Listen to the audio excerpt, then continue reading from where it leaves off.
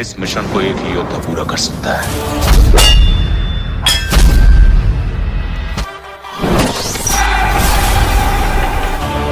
उसका नाम है ओम।